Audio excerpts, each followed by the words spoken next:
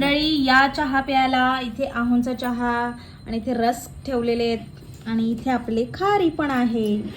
So या मंडळी नाश्ता करायला. आमचे ब्लॉग कसे वाटत आहेत मला नक्की कमेंट करून सांगा.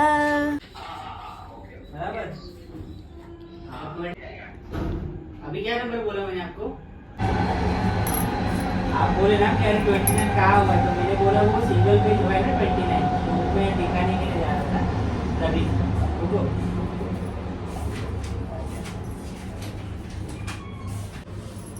नमस्कार मंडळी, welcome back to my channel. आज मी बनवणार आहे मेथी पुन्हा पण वेगळ्या पद्धतीने. मग चला खात खात पेटपूजा करत करत जेवण बनवूया.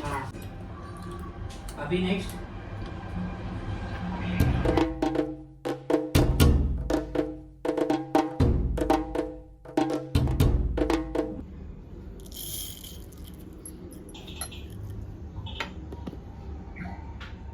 मंडळी तुम्ही इथे पाहू शकता मी शेंगदाणे घेतलेले आहेत, बट इथे तेल नाही टाकलेलं आहे, विदाऊट ऑइल.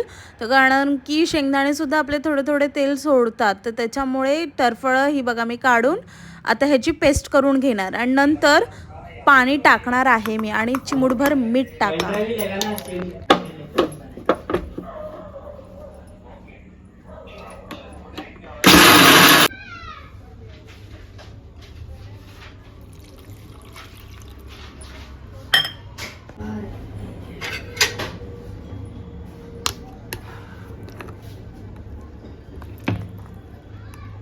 Very good.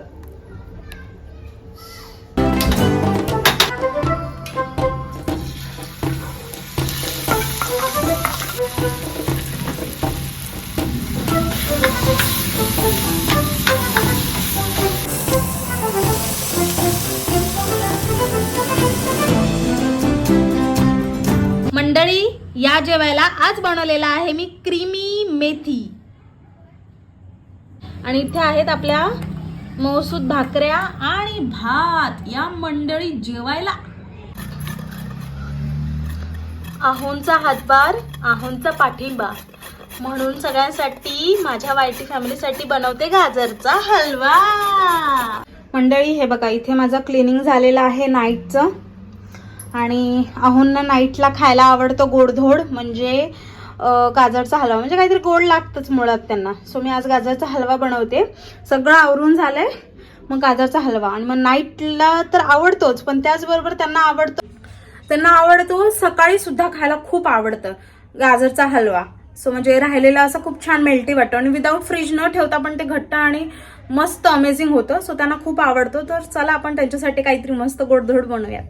चला मग काय काय प्रोसेस आहे तुम्ही तर थोडक्यात पाहिलं असेल. मी तुम्हाला पुन्हा एकदा साहित्य सांगते की काय काय आहेत, काय काय यूज करायचं आहे, तर त्या पद्धतीने बनवून घेऊयात. गॅस लावून घेतलाय. आता हा थोडासा नॉर्मल होऊ दे. आपलं तूप टाकायचंय. त्यानंतर हा किसलेला गाजर विदाऊट दूध, किसलेला गाजर आणि आपले हे तुम्ही खवा पण घेऊ शकता आणि बऱ्याचशा गोष्टी. म्हणजे आता हे माझ्याकडे पेढे होते, आम्ही देवदर्शनला जातो सो त्याच्यामुळे हे पेढे साठतात आपल्याकडे. त्याचा लगेच आपण गाजरचा हलवा वगैरे बनवतो. सो हे तेवढेच गोड गोड असतात. तुम्हाला टाकायची तर गुळ पावडर टाका, गुळाने पण छान बनतो. आज मी गुळ पावडरनेच बनवणार आहे आणि तुम्ही साखर पण टाकू शकता, जे तुम्हाला मिक्सचर जमेल ते टाकू शकता. हे बघा इथून एवढं तूप घेतलंय आणि मी हे आता टाकणार आहे. आता इथे आपलं गाजरचा हलवा ह्याच्यात टाकून घेणार आहे.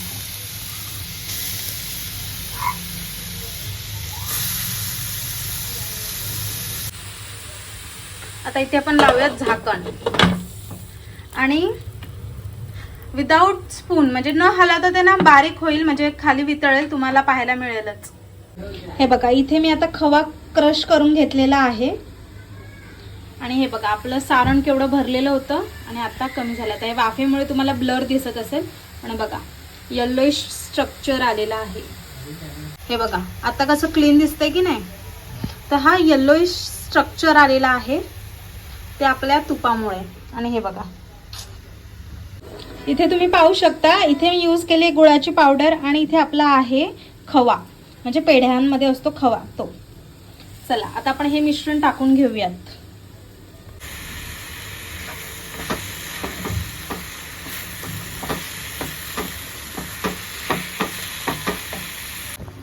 इथे तुम्ही पाहू शकता कसं आता हे आपले पेढे विरघळायला लागलेत आणि सगळं पाणी सोडायला लागलंय, तूप सोडायला लागलंय, म्हणजे एकजीव व्हायला स्टार्ट झालेला आहे.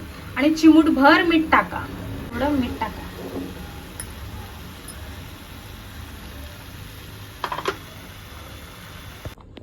हे बघा आपला असा मस्तपैकी हलवा तयार आहे.